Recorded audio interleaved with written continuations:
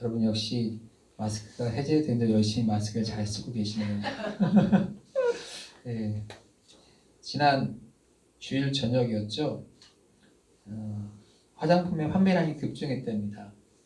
네, 마스크가 벗어지니까 립스틱을 그렇게 많이 샀다고 하는데 여러분 여전히 마스크를 잘 쓰고 계시네요.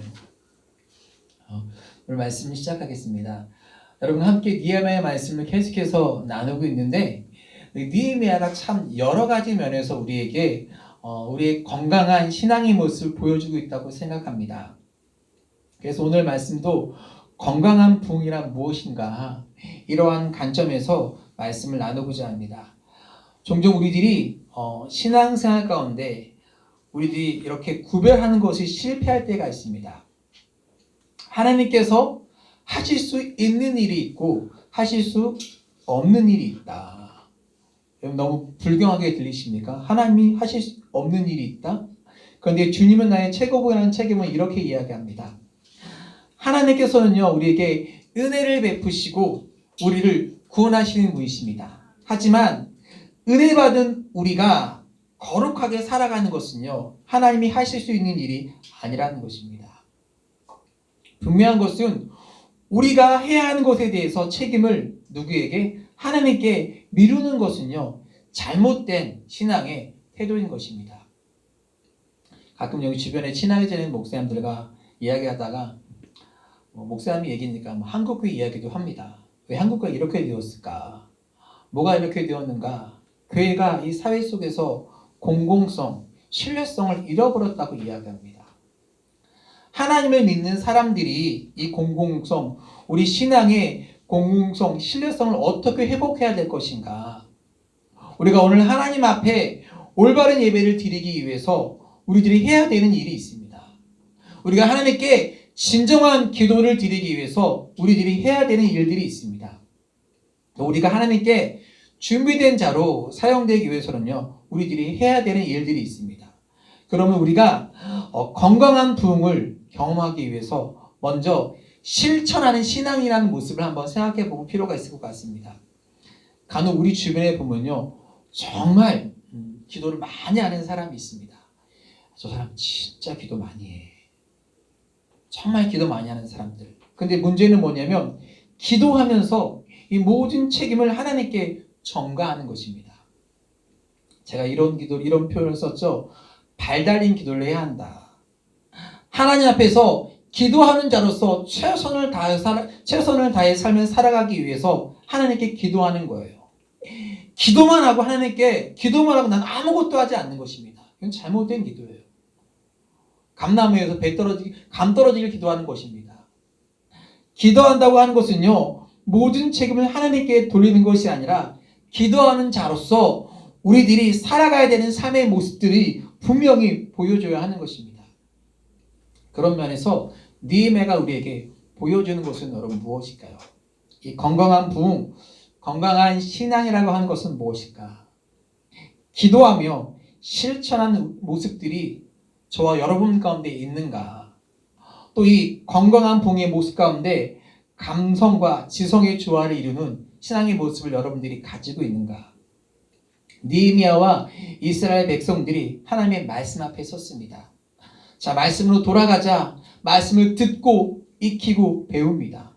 그런데 하나님의 말씀을 듣고 익히고 배우는 것이 참 중요한데 이 말씀이 이스라엘 백성들의 머릿속에만 머물러 있다면 여러분의 머릿속에만 머물러 있다면 지식으로만 머물러 있다면 이 말씀이 참으로 무서운 창이 될 수 있는 것입니다. 여러분 말씀을 배우고 지적으로 내가 많이 성숙하게 되어가는 것 같은데 이 말씀을 가지고 내가 알고 있는 많은 풍성한 말씀을 가지고 누군가를 판단하고 정죄하고 재단한다면 신약의 복음서에 보면 여러분 누가 떠오릅니까? 예수님이 가장 많이 질책을 당했던 바리새인과 서기관들이 있습니다. 예수님이 그들 향해 질책 가지고 책망하셨습니다. 이들이 어떠한 사람들이냐면 늘 말씀을 연구하고 말씀을 가까이 했던 사람들입니다. 그런데 늘 말씀을 연구하고 가까이 했지만 그 말씀이 그들에게 지적인 차원에서 머리에만 머물러 있으니까 가슴으로 내려오지 못하니까 말씀에 감격이 없으니까 말씀을 가지고 누군가를 질책하고 판단하고 정죄하는 사람이 되어버렸습니다.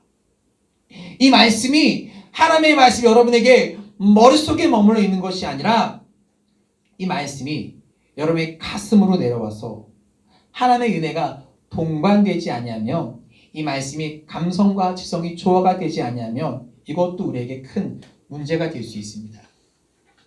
여러분들이 신앙생활 하면서 내가 성장하고 있다고 느끼십니까? 아니면 내가 스스로 퇴보하고 있다고 느끼십니까? 그럼 제가 성장한다고 느끼는 것은 어떤 것일까? 제가 지금보다 더 많이 젊었던 앳된 시절 20년 전에 처음 사역을 시작할 때 제 모습을 보면요, 저는 사역을 하면서 굉장히 원칙을 중요하게 생각했던 사람입니다. 그러니까 융통성이 없었죠. 옳고 그름을 이거 철저해야 된다. 옳고 그름 원칙이 전혀 잘못된 것은 아닙니다. 그런데 제가 왜 이런 느낌을 가지고 있는가? 나의 원칙을 가지고 나의 옳음을 가지고 내가 다른 사람을 판단하고 있고 다른 사람을 배려하지 못하는 모습들을 정말 융통한 그 틀에 딱 갇혀있는 제 모습을 보게 되었어요. 그래서 이런 내 모습이 보이면서 내가 다른 사람을 배려하지 못했구나 생각하면서 내가 조금씩 생각이 달라지고 성장하고 있구나를 느끼게 되었습니다. 그리고 하나님의 은혜가 없는 공의, 은혜가 없는 정이라고 하는 것이 얼마나 무서울 수 있는가, 이것도 생각하게 되었고요. 예수님께서 마태복음 7장 3절과 5절에 이렇게 말씀하셨습니다. 아주 유명한 말씀이죠. 보겠습니다. 어찌하여 형제의 눈 속에 있는 티는 보고 내 눈 속에 있는 등보를 깨닫지 못하느냐. 보라, 내 눈 속에 들보가 있는데 어찌하여 형제에게 말하기를 나는 내 눈 속에 있는 티를 빼게 하라 하겠느냐.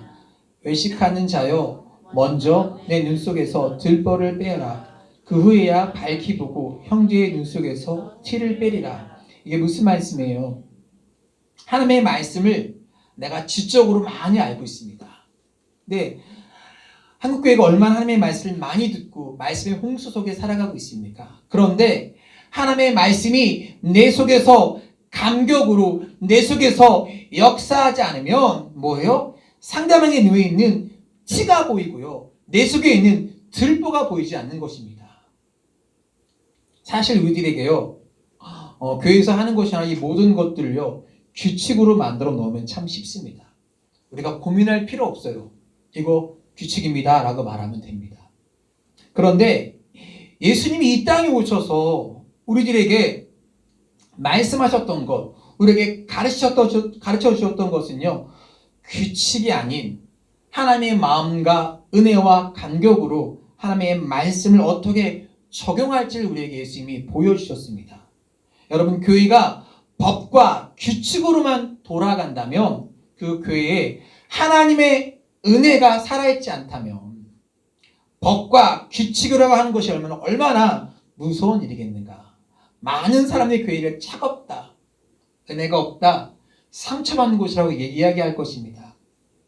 또 법과 규칙이 하나님의 은혜 가운데 살아있을 때 이것이 교회이고요, 하나님을 믿는 사람의 공동체이지 하나님의 은혜가 사라져버린 규칙이라고 하는 것이요, 얼마나 교회에 무서운 일이겠습니까?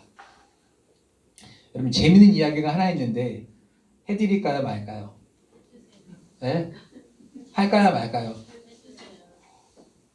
여러분이 그렇게 원하시니까 내가 얘기할게요.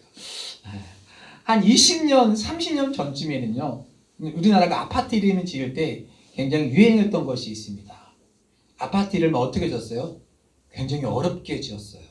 영어 이름도 적으면 길게 어렵게 지었습니다. 어렵게 지은 이유 여러분 아십니까? 시어머니가 찾아오기 어렵게 아파트 이름을 굉장히 길고 어렵게 지었어요. 근데 요즘은요, 아파트 이름은 다시 쉽게 지은 걸로 트렌드가 바뀌었어요. 이유가 뭔지 아십니까? 아파트 이름을 어렵게 지어놨더니 시어머니가 찾아오지 못하는 것이 아니라 못 찾아오니까 시누이와 함께 오는 겁니다. 이거 안 되겠다. 그래서 며느리가 선호하는 아파트 이름이 이제는 어려운 이름이 아니라 시어머니가 찾아올 수 있는 쉽고 짧은 이름으로 바뀌었다나 뭐래나. 제가 한번 웃자고 한 이야기지만 가만히 한번 생각해 보십시오. 우리가 생각하는 법과 규칙이라고 하는 것을 만들면 우리들의 문제가 해결될 수 있을까요? 한국 사람은요, 이 법과 규칙을 잘 벗어나요. 한국 사람이 막 가는 곳에 새로운 규칙과 법이 생겨납니다. 저는요, 우리 속에 있는 건강한 부흥, 우리 속에 있는 건강한 부흥의 역사가 일어나는 것은요, 법과 규칙, 하나님의 말씀이 우리 속에서 적용하는 것 플러스 그 말씀으로 감동된 자들이 말씀을 가지고 살아갈 때 신앙의 역사가 일어난다고 생각합니다. 여러분, 뜨거운 신앙이 무엇일까요? 하나님의 말씀 앞에서 그 말씀이 지식을 가지고 누군가를 재단하고 지적하고 가르치는 것이 아니라 하나님의 말씀 앞에서 내 모습이 보이는 것입니다. 말씀 앞에 성이 나의 죄가 보이고 나의 부족함이 보이는 것입니다. 말씀 앞에 성이 내가 얼마나 무서운 죄인인지 내 속에 있는 들보가 눈에 보임으로 인해서 하나님의 은혜로 서 있는 내가 너무 감격스러워서 눈물 흘리는 눈물로 인해서 내가 다시 감격을 느낄 때 우리 속에, 여러분 속에 하나님의 은혜의 풍성함들이 다시 살아나는 것입니다. 그래서 건강한 부흥이란요, 하나님의 말씀 플러스 말씀에 감동된 사람들이 그 은혜가 그 속에 살아있을 때 건강한 부흥이 일어나는 것입니다. 여러분 한번 물어볼게요. 여러분이 만약 선택을 한다면 두 명의 목사가 있는데 한 명은요, 눈물이 그렇게 많아요. 뭐만 하면 그렇게 울어요. 또 한 목사는 굉장히 정의로운 목사님이에요. 둘 중에 하나를 선택하라고 한다면 누구를 택하시겠습니까? 대답하지 않으셔도 돼요. 눈물만 있어도 문제일 거고요. 정말로 정의만 살아있어도 문제일 것입니다. 오늘 건강한 부흥, 하나님께서 이 니에미야를 통해서 우리에게 가르쳐 주시고자 하는 이 건강한 부흥은요, 우리가 하나님의 말씀 앞에 서서 말씀만 적용하는 사람이 아니라 그 말씀으로 인한 감격과 은혜가 살아있는 사람이 되는 것입니다. 여러분들이 말씀의 감격과 은혜가 살아있는 구루토교의 모든 한 사람 한 사람 되시기를 주의 이름으로 축복합니다. 아멘. 여러분 말씀 많이 들어서 알고 계실 거예요. 여러분 CBS 틀면요, 성서학당 이런 거 봐도요, 제가 알려주지 않은 수많은 성경 지식이 쏟아질 것입니다. 그런데요, 지식이 아니라 말씀에 감격이 있는, 말씀이 여러분 속에 살아있는 여러분 되시기를 축복합니다. 자, 느헤미야 9장 1절에 보니까 같이 보겠습니다. 그달 숨은 나흘 날에 이스라엘 자손이 다 모여 뭐 했어요? 금식하며 굵은 베옷을 입고 티끌을 무릅쓰며, 이런 표현들, 금식하며 굵은 베옷을 입고 티끌을 무릅쓰다고 이야기합니다. 이스라엘 백성들이요, 자기의 죄와 조상들의 허물을 자복하고 말씀 앞에서 지적인 차원에 머물러 있는 것이 아니라 그 말씀으로 인해서 철저한 회개 역사가 일어나기 시작했습니다. 자, 9장 2절에 보니까 이렇게 되어 있어요. 또 모든 이방 사람들과 절규하고 서서 자기의 죄와 조상들의 허물을 자복했대요. 자, 말씀 앞에 서서 철저하게 회개하기 시작하는데 모든 이방 사람들과 뭐 했대요? 절규했대요. 여러분 이 말씀을 오해하시면 안 됩니다. 그럼 여러분 예수를 믿으면 예수님은 모든 사람과 다 절규해야 됩니까? 그런 이야기가 아니라 이방 사람들과의 관계로 인해서 그들이 우상 숭배했던 그 모든 근원들을 근본부터 완전히 단절하기 시작했다는 것입니다. 여러분 우리가 하나님의 말씀 앞에서 그 말씀이 내 속에 역사하니 그것이 내 속에서 지적인 차원으로 머물러 있는 것이 아니라 은혜와 감격 속에서 철저하게 우리 자신을 바라보기 시작할 때 회개와 뉘우침, 고침의 역사들이 일어나는 것입니다. 히브리서 12장 15절 말씀 보니까 유명한 말씀이 있습니다. 보겠습니다. 너희는 하나님의 은혜에 이르지 못하게는 자가 없도록 하고 또 뭐예요? 쓴뿌리가 나서 괴롭게 하여 많은 사람이 이로 말미암아 더럽게 되지 않게 하며. 뭘 얘기하고 있어요 지금? 쓴뿌리를 이야기하고 있습니다.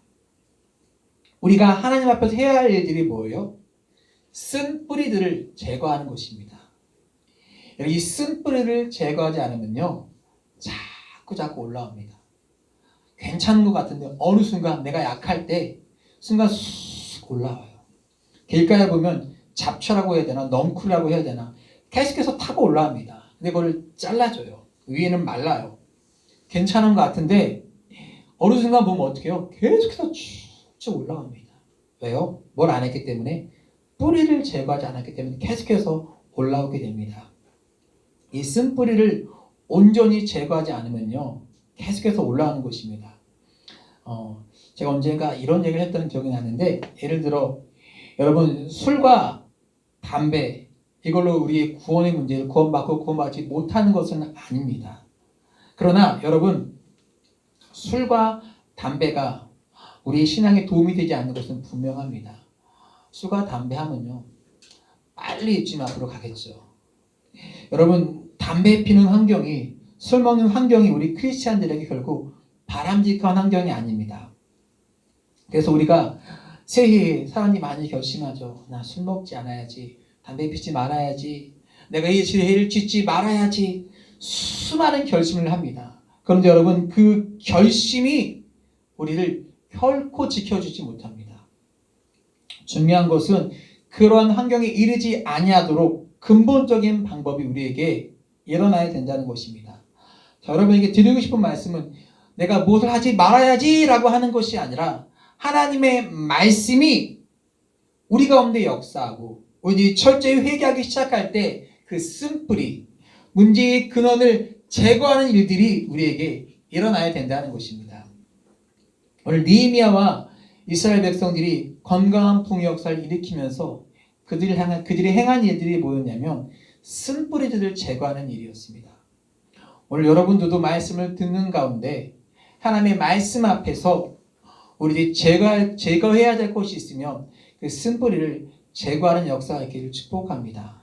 자, 오늘 그들이 신앙을 고백하는데 이 고백에 대한 말씀을 마무리하려고 하는데 9장 7절에 보니까 이스라엘 역사를 이야기합니다. 하나님이 아브라함을 택하셔서 부르신 이야기. 또 11절에 가면요 출애굽의 홍해 사건들 이런 사건들을 쭉 이야기하면서 그런데 그들이 그런 와중에 얼마나 많은 죄를 저질렀는지 자 17절 말씀 보겠습니다. 이렇게 얘기하고 있습니다. 17절입니다.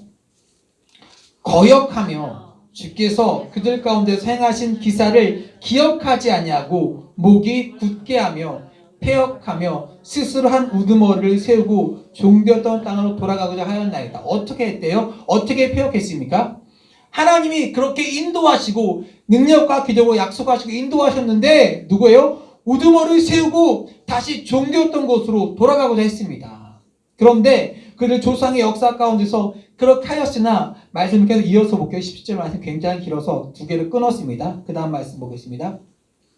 그러나 주께서는 용서하시는 하나님이시라. 은혜로우시며 긍휼히 여기시며 더 노하시며 인자가 풍부하심으로 그들을 버리지 아니하셨나이다. 지금 뭐라고 얘기해요? 하나님 우리가 말씀 앞에서 철저히 회개하기를 원하는데 하나님 우리 조상들의 죄를 보니까 그들이 그렇게 패역하였어도 그러나 하나님께서는 뭐 했어요? 용서하시고 그러나 하나님께서는 은혜를 더하셨고 그러나 하나님은 자비로우시고 노하기를 더디하셔서 그들에게 은혜와 긍휼을 베푸시지 않으셨습니까? 그러하니 오늘 우리에게도 자비와 긍휼을 베풀어 주옵소서. 이렇게 이야기하는 거예요. 오늘 느헤미야와 이스라엘 백성의 삶에서 부흥이 시작될 수 있었던 이유가 뭐예요? 하나님의 자비하심과 긍휼하심에 힘입어 그들이 기도하는 것입니다. 얼마나 감격스러운 일입니까?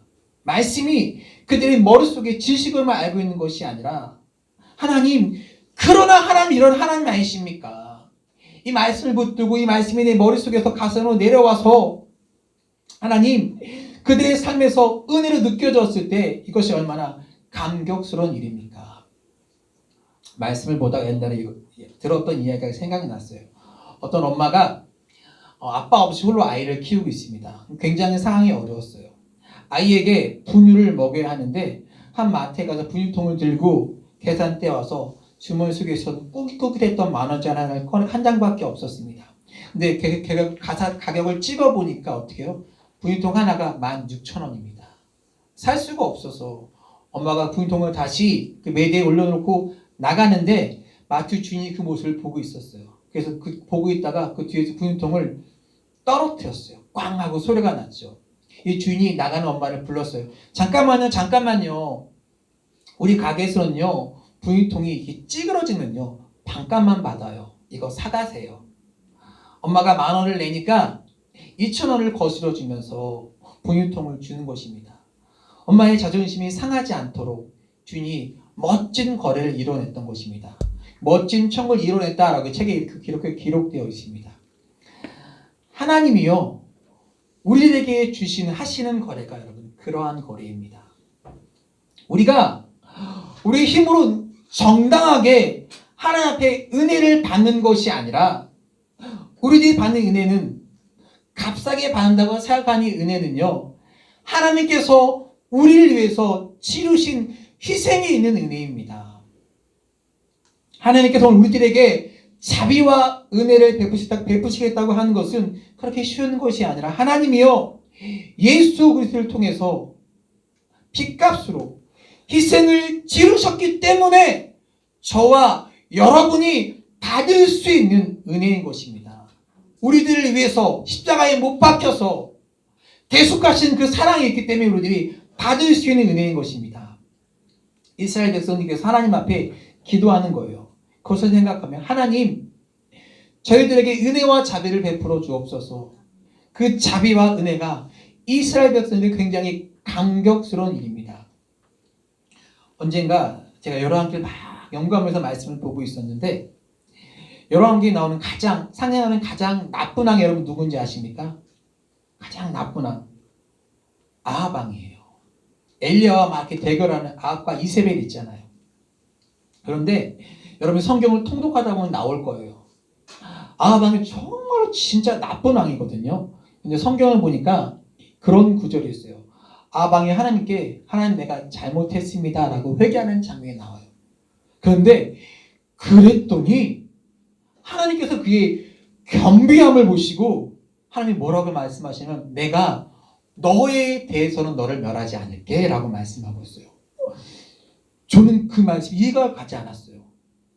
하나님 그래도 얘는 안 될 것 같은데요. 우리가 살다 보면 그런 사람 있잖아요. 정말 나쁜 사람, 정말 악한 사람. 아합이 딱 그런 사람이거든요. 하나님 얘는 안 됩니다. 하나님이 뭐래요? 겸비함을 보시고 내가 너에 대해서는 내가 너를 멸하지 않겠다라고 말씀하세요. 아합이 회개하는 모습을 보고 그렇게 악한 왕이었거든요. 아, 하나님이 이런 하나님이시구나. 하나님께서 우리를 용서하시고 우리에게 긍휼을 베푸시는 분이시구나. 오늘 느헤미야와 이스라엘 백성들이 그 하나님을 바라보며 감격하며 그 하나님 앞에 기도하는 것입니다. 하나님, 은혜와 자비를 힘입어 우리들이 하나님께 기도하옵나니 우리를 기억하여 주옵소서. 우리가 하나님 범죄했을지라도 그러나 그게 뭐가 올 수 있겠습니까? 우리는 부족하나 죄를 지었으나 하나님은 용서하시는 하나님, 은혜로우신 하나님, 자비로우신 하나님, 긍휼을 베푸시는 하나님 아니십니까? 우리 하나님은요, 우리 말씀 제목처럼 그러나의 하나님이세요. 우리가 흔히 교회의 원형을 이야기할 때 모범을 이야기할 초대교회를 이야기합니다. 초대교회로 돌아가자. 여러분 초대교회는 어떠한 교회인지 아십니까? 성경 보니까 성령의 역사가 나타났던 교회입니다. 성령의 역사가 막 불같이 일어났던 그 초대교회는 완전했을까요? 아니요. 그 초대교회도 역시 사람이 모인 곳이기에 성령의 역사가 일어났지만 많은 동일한 문제들이 있었습니다. 여러분 초대교회 역사를 보니까 초대교회 어떤 일이 일어났는가? 누군가 그러면 잘못을 하잖아요. 그러면 잘못한 사람을 공적으로 나와서 사람들 앞에서 죄를 회개합니다. 얼마나 부끄러울까요? 내가 이러는 잘못을 했습니다. 얼굴이 빨개지겠죠. 근데 초대교회는요, 이 사람이 잘못되었음을 징계합니다. 어떻게? 너 잘못했으니 앞으로 몇 주 동안은 성만찬에 참석하지 못해. 사람들 앞에서 죄를 회개하고 성만찬에 참여하지 못하게 하는 것이 여기 징계의 목적이 있는 것이 아니라, 사람들 앞에서 창피하게 하는 것이 징계의 목적이 있는 것이 아니라, 그 징계를 통해서 다시 하나님의 은혜 가운데 들어올 수 있는 길을 열어줄 수 있는 거예요. 회개의 길을 열어놓은 것입니다. 그래서 능력 있는 공동체는 여기 모인 사람들 완전하기 때문에, 죄를 짓지 않기 때문이 아니라, 능력 있는 공동체가 아니라 거기에 용서와 하나님의 긍휼과 자비하심이 살아있기 때문에 그 공동체가 능력 있는 공동체가 되는 것입니다. 어떤 공동체도, 사람이 있는 공동체도 완전한 공동체는 없어요. 그런데 하나님의 자비하심이, 하나님의 용서가, 은혜와 긍휼이 살아있는 공동체가 능력 있는 그러한 공동체입니다. 우리 구루터교 공동체가 다 부족하고 넘어지기 실수하지만 하나님의 용서와 자비와 긍휼하심이 살아있는 그런 능력 있는 공동체가 되기를 주의 이름으로 축복합니다. 오늘 여러분에게 도전하고 싶어요.